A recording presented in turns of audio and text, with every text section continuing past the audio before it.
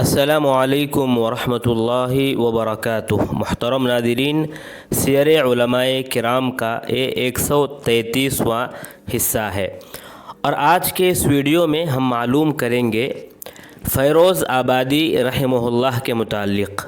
فیروز آبادی، ان کا مکمل نام ہے محمد بن یعقوب بن محمد بن ابراہیم بن عمر ابو طاہر مجد الدین، لقب ہے ابو طاہر، کنیت ہے شیرازی الفیروز آبادی۔ ابو اسحاق شیرازی کی طرف نسبت ہے شیرازی، اور وہ صدیقی بھی تھے۔ صدیقی لکھوایا کرتے تھے اس لیے کہ آپ کی نسبت ابو بکر صدیق رضی اللہ عنہ تک پہنچتی ہے۔ 729 ہجری کو کارزون یا کارزین نامی گاؤں میں پیدا ہوئے، جو شیراز کے قریب ہے۔ بہت سے گاؤں اور ملوک کے پاس آپ دورہ کیے تھے اپنی زندگی میں۔ عراق گئے، مصر و شام گئے، روم گئے، ہندوستان آئے، یمن گئے۔ آپ کی اگر امتیازات اور خصوصیات کی بات کریں تو آپ ذہین و فطین تھے، حاضر جواب تھے، علم حاصل کرنے کے بہت زیادہ شوقین تھے، کتابوں کو خریدنے میں بہت دلچسپی رکھتے تھے، خریدی ہوئی کتابوں کو ساتھ رکھتے تھے، چاہے کتابوں کو ساتھ رکھنے میں جتنی بھی پریشانی ہو اور جتنی بھی مشقت اٹھانی پڑے، آپ پریشانی کو برداشت کرتے تھے، صبر کے ساتھ کتابوں کو اپنے ساتھ رکھتے تھے۔ اسی لیے ابن حجر رحمہ اللہ فرماتے ہیں کہ ان کو اپنے ساتھ کتابوں کو رکھنے کا بہت زیادہ شوق تھا، اور یہ حرمین میں زیادہ تر سکونت اختیار کیے، اچھی کتابیں حاصل کیے، اسراف سے کام لیتے تھے، یعنی کتابوں کو اپنے ساتھ رکھنے میں اسراف سے کام لیتے تھے۔ کیوں اس طرح اسراف سے کام لیتے تھے کہ جب بھی سفر کرتے تو اپنے ساتھ کتابوں کو لے کر چلنے کے لیے ساتھ رکھتے تھے، جو آپ کی کتابوں کو لے کر آیا کرتے تھے۔ تو یہ اس میں بہت زیادہ خرچ ہوتا تھا، لیکن آپ اپنے ساتھ کتابوں کو رکھتے تھے باقاعدہ۔ کارزون ہی میں آپ کی ابتدائی تعلیم ہوئی، 7 سال کے تھے جب آپ حفظ مکمل کر لیے تھے اور لکھنا شروع کیے تھے۔ لکھنا یعنی خط جو ہے آپ سیکھنا شروع کیے تھے۔ اپنے والد صاحب سے لغت ادب حاصل کیے، شیراز کے علماء سے آپ علم حاصل کرتے رہے، خاص کر قوام عبداللہ بن محمود بن نجم سے آپ علوم حاصل کیے۔ شمس ابو عبداللہ محمد بن یوسف انصاری زرندی، ان سے صحیح اور ترمذی دونوں آپ سنے۔ وہاں سے عراق گئے، واسط میں احمد بن علی دیوانی سے قراءت حاصل کیے۔ وہاں سے بغداد گئے، وہاں تاج محمد بن سباق اور سراج عمر بن علی القزوینی، ان دونوں سے علم حاصل کیا۔ پھر دمشق گئے، دمشق میں آپ تقی الدین سبکی اور حلب، بعلبک، ان تمام گاؤں میں ابن الخباز، ابن القیم، محمد بن اسماعیل حموی، احمد بن عبد الرحمن المرداوی، احمد بن مظفر نابلسی، یحییٰ ابن علی ابن مجلی، ابن حداد الحنفی، ان تمام علماء سے آپ علم حاصل کیے۔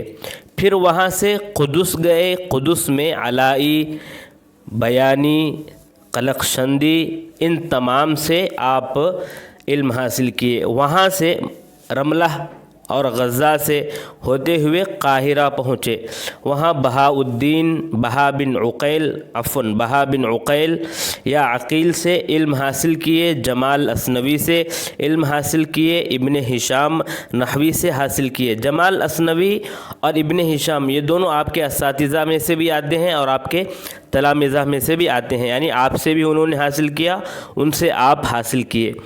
اسی طرح اس بن جماعہ سے سنے، قلانسی سے سنے، ناصر الدین فاروقی سے سنے، فارقی سے سنے، ابن نباتہ سے سنے، عرضی سے سنے، احمد بن محمد جزائری سے آپ سنے۔ پھر مکہ گئے، مکے میں خلیلی، مالکی، یافعی، حرازی، نور الدین قسطلانی، ان سب سے آپ سنے۔ جیسا کہ میں پہلے شروع ہی میں کہا کہ آپ بہت زیادہ دورہ کرنے والے تھے، بہت زیادہ گاؤں آپ پھرے گھومے اور جہاں بھی جاتے تھے ایک بات آپ کے اندر یہ تھی، آپ یعنی آپ کی زندگی میں یہ بات جو ہے جاننا ضروری ہے کہ آپ جہاں بھی پہنچتے تھے وہاں کے ملوک آپ کی عزت کیا کرتے تھے، ہر بادشاہ آپ کی عزت کرتا تھا، آپ کی تعظیم کرتا تھا، آپ کو اچھے انداز میں مہمان نوازی کر کے جو ہے بھیجتا تھا، یہ بات آپ کے اندر تھی۔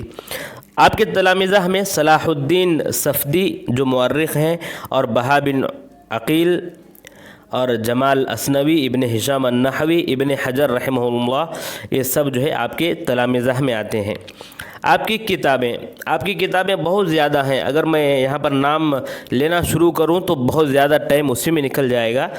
چند کتابوں کا اگر میں یہاں نام لے لوں تو آپ کی مشہور و معروف تفسیر ہے بصائر ذوی التمییز فی لطائف الکتاب العزیز، اسی طرح تنویر المقیاس فی تفسیر ابن عباس، تیسیر فاتحۃ الایاب فی تفسیر فاتحۃ الکتاب، الدر النظیم المرشد الی مقاصد القرآن العظیم، حاصل کورۃ الخلاص فی فضائل سورۃ الاخلاص۔ نام دیکھیں، کتابوں کے نام جو ہے مقفع مشجع، یہ مجھے بہت زیادہ جو ہے پسند آتی ہیں۔ پہلے کے جو بھی علماء تھے ان کی جو کتابیں، بلکہ آج کل بھی جو علماء کتابیں لکھتے ہیں تو وہ مجھے بہت اچھا لگتا ہے، یعنی مشجع اور مقفع عبارتیں وہ جو ہے رکھتے ہیں ہمیشہ۔ اسی طرح جو ہے ان کی تاریخ اور حدیث میں کتابیں شوارق الاسرار العلیہ فی شرح مشارق الانوار النبویہ، اسی طرح عمدۃ الحکام فی شرح عمدۃ الاحکام، اس طرح بہت سی کتابیں ہیں۔ النفحہ العنبریہ فی مولد خیر البریہ، الصلاة فی الصلاة علی خیر البشر، الوصل والمنى فی فضل منى، المغانم المطابہ فی معالم طابہ، اس طرح بہت سی کتابیں ہیں، لیکن آپ کی تفسیر جو ہے وہ معروف ہے اور مشہور تفسیر ہے۔ اور آپ کی ایک مشہور، اگر یہ نہ بیان کریں تو پھر آپ کے بارے میں جو ہے ہم نے کچھ نہیں بیان کیا، لغت میں آپ کی جو مشہور و معروف کتاب ہے القاموس المحیط، القابوس الوسیط، یہ آپ کی بہت مشہور کتاب ہے، سب اس کتاب سے، المثلث الکبیر، یہ بھی آپ کی کتاب ہے، اور بہت سی کتابیں ہیں لغت میں بھی، اور تسہیل طریق الاصول الی الحادیث الزائدہ علی جامع الاصول، بہت سی کتابیں ہیں، میں چند کا نام جو ہے یہاں پر لے لیا ہوں۔ اب آپ کے بارے میں علماء کیا کہتے ہیں؟ ابن حجر رحمہ اللہ فرماتے ہیں کہ وہ لغت کے حافظ تھے، لغت میں ان کو اچھی معرفت حاصل تھی۔ کرمانی فرماتے ہیں اپنے زمانے میں وہ بے نظیر تھے، عربی اور فارسی دونوں زبان میں آپ مہارت رکھتے تھے، نظم اور نثر دونوں اعتبار سے آپ لکھ سکتے تھے، عربی اور فارسی دونوں میں۔ مقری فرماتے ہیں کہ ان کا جو زمانہ ہے، ان کے جو اقران ہیں، ان کے اقران میں سب سے آخر میں وفات پانے والے آپ ہیں، اور ان کے اقران کے جو بھی افراد ہیں، جو بھی علماء ہیں، وہ اپنی اپنی جگہ ان میں سے ہر ایک فن میں جو ہے ماہر ہے۔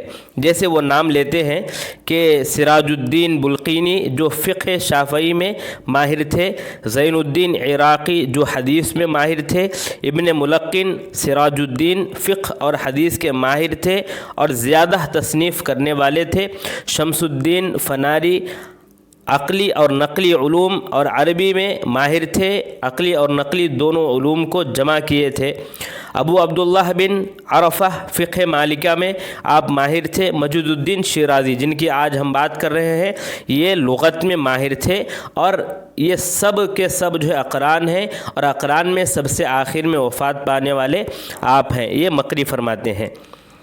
اور فرماتے ہیں کہ وہ حفظ میں ایک نشانی تھے۔ زرکلی فرماتے ہیں کہ اپنے عصر میں تفسیر، حدیث اور لغت کے لحاظ سے آپ مرجع کی حیثیت رکھتے تھے۔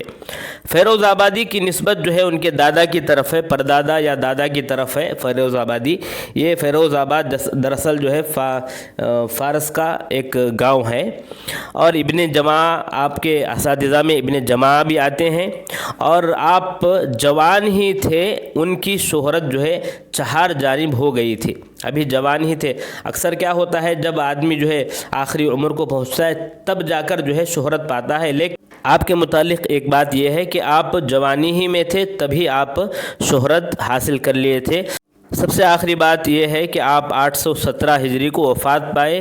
انا للہ و انا الیہ راجعون۔ اللہ تبارک و تعالی آپ کی خدمات کو قبول فرمائے اور آپ کو جنت الفردوس میں اعلیٰ مقام عطا فرمائے، آمین یا رب العالمین۔